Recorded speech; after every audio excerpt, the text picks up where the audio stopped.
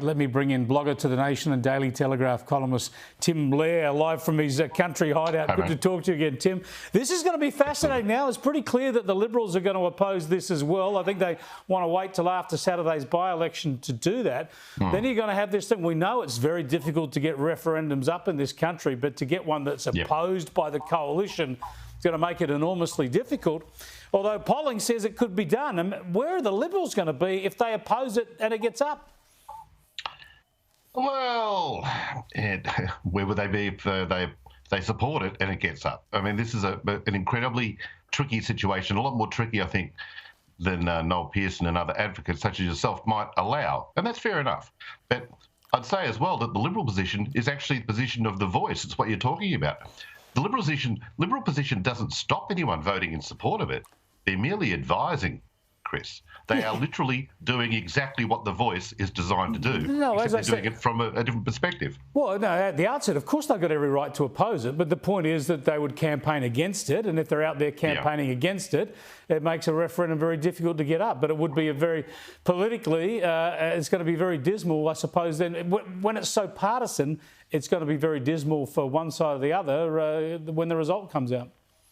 Well, absolutely. But what you're suggesting is that a party in an advisory role, which is the opposition's situation, might become political. Isn't that what a lot of opponents of the voice have been saying for 2 years now?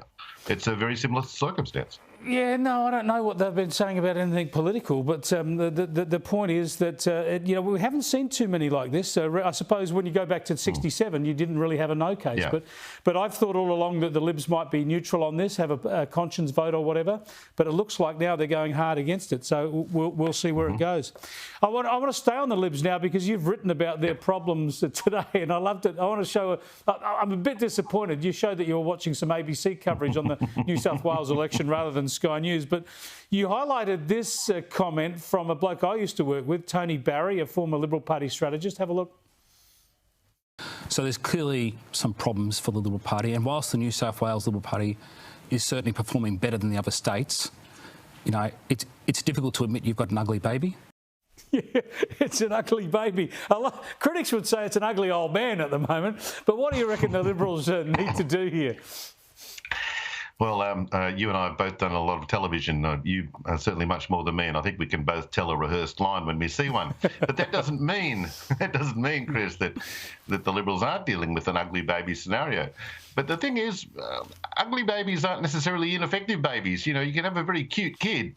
Might be a total disaster, and it's a matter of achievement rather than appearance. And I think that's a matter that the Liberals have got to impress upon the electorate over the next, depending on however long various state and federal elections are to come up. But they've got a definite case to make here on the opposite side of issues like climate and various fashionable things that are troubling them at present.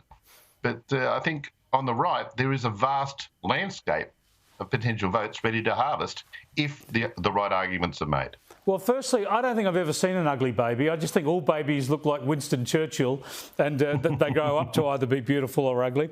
But the point here is, you're absolutely the Liberals. So many of them don't want to be right of centre because they know when you're right of centre that people attack you and you get into all sorts of arguments. They actually want to be left. And I was astounded when I was part of the Sky News coverage on Saturday night. I interviewed Michael Photius and told him that he was the leading moderate. You've gone woke, you've gone broke. And he said, well, it worked for Labor because they won. So, but hang on, they're supposed to be left of centre. They're supposed to be woke. People actually need a right of centre alternative.